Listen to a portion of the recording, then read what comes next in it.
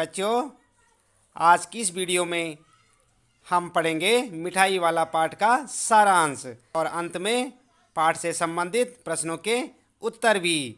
तो जैसे कि आप सभी जानते हैं, इस पाठ के लेखक कौन हैं? भगवती प्रसाद वाजपेयी। तो आइए शुरू करते हैं मिठाई वाला पाठ का सारांश।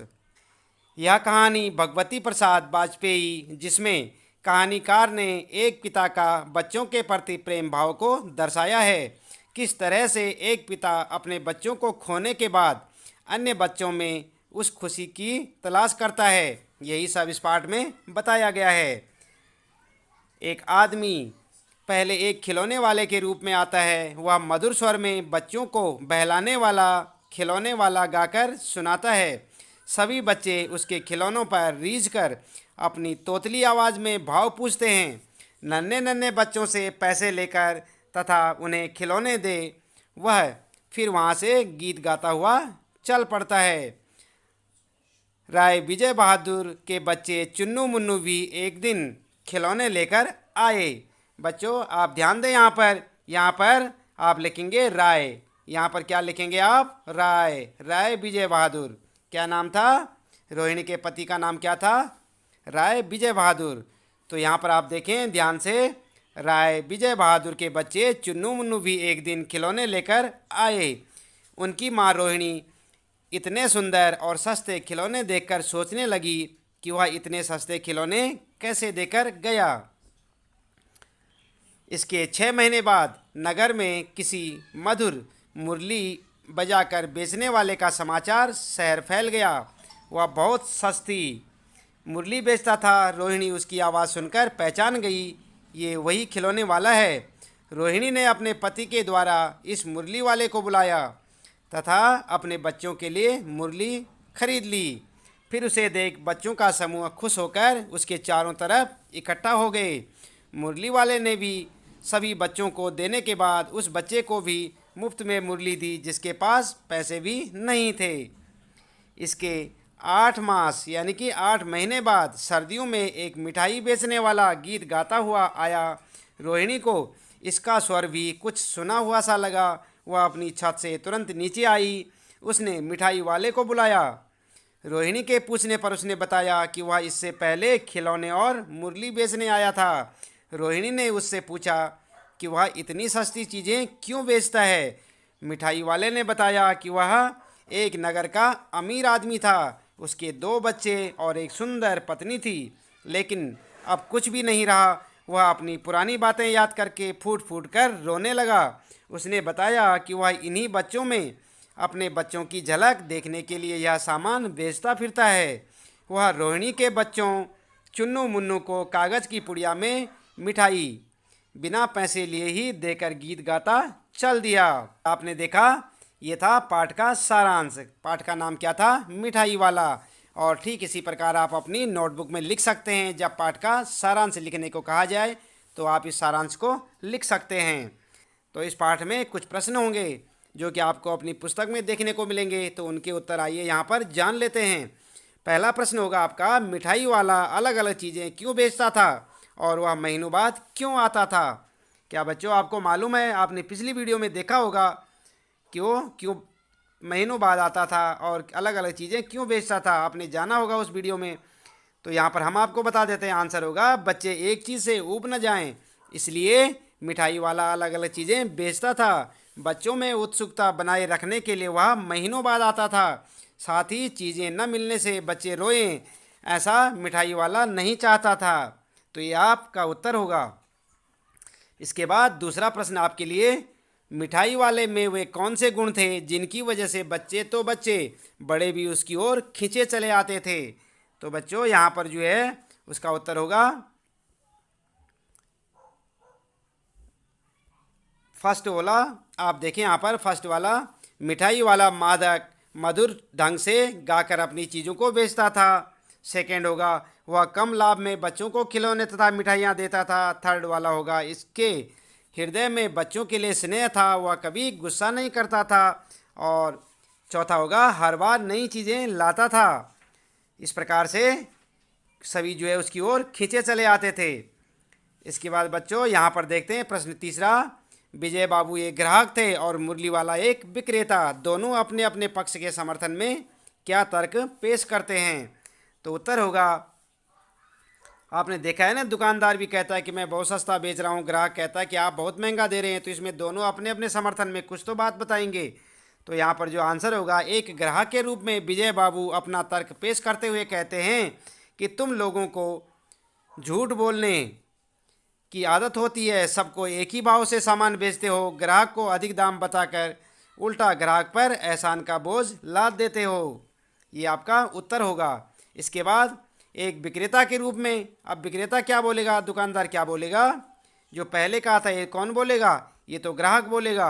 अब इसके बाद यहाँ पर दुकानदार क्या जवाब देगा? एक विक्रेता के रूप में मुरली वाला अपना तर्क पेश करता हुआ कहता है, आपको चीज़ों की असली लागत का अंदाज़ा नहीं है, इसलिए दुकानदार चाहे हानि उठाकर ही चीज़ें क्यों न बेचे, पर ग्राहक को हमेशा लगता है कि हम उन्हें लूट रहे हैं। ग्राहक को दुकानदार पर विश्वास नहीं होता है। मुरली वाला कहता है कि असली दाम 2 पैसा ही है, मैंने पूरी 1000 बनवाई थी। तो इस प्रकार से आप इसका उत्तर लिखेंगे। इसके बाद बच्चों, प्रश्न नंबर 4 में खिलौने वाले के आने पर बच्चों की क्या प्रतिक्रिया होती थी? तो बच्चे कैसे होते थे? आपने देखा होगा बच्चों पे क्या प्रतिक्रिया होती थी, बच्चे खुश हो जाते थे ना। तो आंसर होगा, खिलौने वाले के आने पर बच्चे खिलौने देखकर पुलकित हो उठते थे। बच्चों का झुंड खिलौने वाले को चारों तरफ से घेर लेता था। वे पैसे लेकर खिलौने का मोल भाव करने लगते थे। खिलौने पाकर बच्चे खुशी से उछलने कूदने लगते थे। और अगला प्रश्न होगा, 5वां प्रश्न आपके लिए किस प्रकार से होगा, आप देखें। रोहिणी को मुरली वाले के स्वर से खिलौने वाले का स्मरण क्यों हो आया? तो इसका उत्तर होगा, मुरली वाला भी खिलौने वाले की तरह ही गा गा कर खिलौने बेचा करता था। रोहिणी को खिलौने वाले का स्वर जाना पहचाना लगा, इसलिए उसे खिलौने वाले का स्मरण हो आया। स्मरण का मतलब याद हो आना। इसके बाद अगला प्रश्न होगा आपके लिए, किसकी बात सुनकर मिठाई वाला भावुक हो गया था? उसने इन व्यवसायों को अपनाने का अपना क्या कारण बताया था? तो आपको मालूम है किसकी बातें सुनकर जो है मिठाई वाला भावुक हुआ था और उसने क्या कारण बताया था ये सारे काम करने का? तो बच्चों, आप कहानी याद कीजिए कि किसकी बातों से भावुक हुआ था। आंसर होगा आपका, रोहिणी की बात सुनकर मिठाई वाला भावुक हो गया। इस तरह के जीवन में उसे अपने बच्चों की झलक मिल जाती थी। उसे ऐसा लगता था कि उसके बच्चे इन्हीं में कहीं हंस खेल रहे हैं। यदि वो ऐसा नहीं करता तो उनकी याद में घुल घुल कर मर जाता। यहाँ पर आप लिखें घुट घुट कर मर जाता। यहाँ पर क्या लिखेंगे आप? घुट घुट कर मर जाता। घुल ना लिखें आप, घुट घुट कर मर जाता, क्योंकि उसके बच्चे अब जिंदा नहीं थे, इसी कारण उसने इस व्यवसाय को अपनाया था। इसके बाद 7वां प्रश्न, अब इस बार ये पैसे न लूँगा। कहानी के अंत में मिठाई वाले ने ऐसा क्यों कहा? आपने देखा था ना, पाठ के अंत में उसने कहा था कि अब ये पैसे नहीं लूँगा। तो इसका आंसर होगा, ऐसा उसने क्यों कहा? तो इसका आंसर होगा, कहानी के अंत में रोहिणी द्वारा मिठाई के पैसे मिठाई वाले ने लेने से मना कर दिया, क्योंकि चुन्नू और मुन्नू को देखकर उसे अपने बच्चों का स्मरण हो आया, यानी कि अपने बच्चों की याद आ गई थी। उसे ऐसा लगा मानो वो अपने बच्चों को ही मिठाई दे रहा है। इसके बाद 8वां प्रश्न, इस कहानी में रोहिणी चिक के पीछे से बात करती है। क्या आज भी औरतें चिक के पीछे से बात करती हैं? यदि करती हैं तो क्यों? आपकी राय में क्या यह सही है? यानी कि छिप छिप कर बात करना क्या सही है पर्दे के पीछे, पर्दे की ओर से? अगर आपकी राय में क्या यह सही है, ये सब आपने उत्तर लिखना है।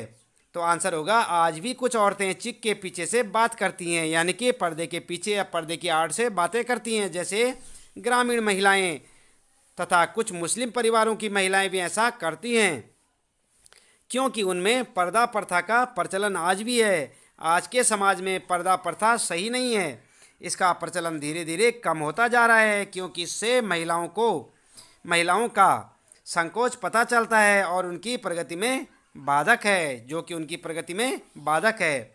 तो यहाँ पर जो है इस प्रकार से आप उत्तर लिखेंगे। इसके बाद बच्चों, कहानी से आगे के कुछ प्रश्न देख लेते हैं। तो पहला प्रश्न होगा, मिठाई वाले के परिवार के साथ क्या हुआ होगा? सोचिए और इस आधार पर एक और कहानी बनाइए। तो आपने यहाँ पर जो है देखा था कि मिठाई वाले का परिवार सारा जो है नष्ट हो गया था, ख़त्म हो गया था। तो इसी प्रकार से यहाँ पर आपने उत्तर लिखना है कि मिठाई वाले के परिवार के साथ क्या हुआ होगा। क्या हुआ, आंधी तूफान में कहीं गिर गए होंगे, या कहीं पहाड़ से गिरे होंगे, या कोई एक्सीडेंट हुआ होगा, क्या हुआ होगा उसके साथ, आप सोचकर लिख सकते हैं। तो उत्तर आपके लिए यहाँ पर भी है, मिठाई वाला एक प्रतिष्ठित और सुखी संपन्न व्यापारी था। दुर्घटनावश किसी दिन उनकी पत्नी और उनके दोनों बच्चों की मृत्यु हो गई। पत्नी और बच्चों के न होने के कारण व्यापारी को अपना अस्तित्व और अपनी संपत्ति व्यर्थ लग रही थी। अतः इसी कारण मिठाई वाले ने अपने दुख को भुलाने के लिए दूसरे बच्चों की खुशी में अपनी खुशी को ढूंढने की चेष्टा की। इसमें उसे काफ़ी हद तक सफलता भी मिली और वह फिर खुश रहता था। आपको मालूम है ना। क्वेश्चन दूसरा जो होगा आपके लिए, हाट या मेले। बच्चों आपको मालूम होना चाहिए कि हाट भी जो है और मेला, जो हाट होते हैं वो जो है मेले की तरह ही होते हैं, जगह जगह पे लगते हैं। और मेले तो मेले आप जानते ही हैं। हाट या मेले, शादी आदि आयोजनों में कौन कौन सी चीज़ें आपको सबसे ज़्यादा आकर्षित करती हैं, उनको सजाने बनाने में किसका हाथ होगा, उन चेहरों के बारे में लिखिए। आप जानते हैं ना, मेलों में जो आपको मिलते हैं खिलौने, बांसुरियाँ और कई प्रकार के जो है रंग बिरंगे खेल खिलौने जो आपको देखने को मिलते हैं, ये सब कोई ना कोई तो बनाता होगा। शादी ब्याह में सजाने का जो सामान है, जैसे कुछ फ्लावर्स होते हैं और कई जो है आपने देखे होंगे कलरफुल जो पेपर्स होते हैं, इन सबको जो कोई ना कोई तो बनाता होगा। तो इसके पीछे किसका हाथ होगा, आप लिखें कि कौन इन्हें बनाता होगा। हाट, मेले, शादी में निम्नलिखित चीज़ें हमारा ध्यान आकर्षित करती हैं। आंसर होगा आपका कि हमें ये चीज़ें आकर्षित करती हैं। कौन कौन सी, जैसी मिठाइयाँ, खिलौने, झूले, चाट, पकौड़े आदि। मिठाइयाँ हलवाई द्वारा बनाई जाते हैं, खिलौने कारीगरों द्वारा बनाए जाते हैं तथा झूले एक से अधिक श्रमिक मिलकर बनाते हैं। उनके चेहरे में परिश्रम और उनकी व्यस्तता स्पष्ट झलकती है। तो इस प्रकार से आप उत्तर लिख सकते हैं। बच्चों इसके बाद आइए करते हैं यहाँ पर भाषा की बात। तो पाठ में जो है जैसे कि लिखा हुआ है मिठाई वाला पाठ है और वहाँ पर जो है खिलौने बेचता है, तो उसी से संबंधित यहाँ पर कुछ पाठ भाषा की बात यहाँ पर प्रश्न दिए हुए हैं। तो आप देखें पहला प्रश्न, मिठाई वाला, बोलने वाली गुड़िया। तो यहाँ पर क्या है, ऊपर वाला का प्रयोग हुआ है। अब बताइए कि यहाँ पर क्या वाला से पहले आने वाले शब्द संज्ञा, सर्वनाम, विशेषण आदि में से क्या हैं। तो यहाँ पर आप देख रहे हैं ना, मिठाई वाला और बोलने वाली गुड़िया।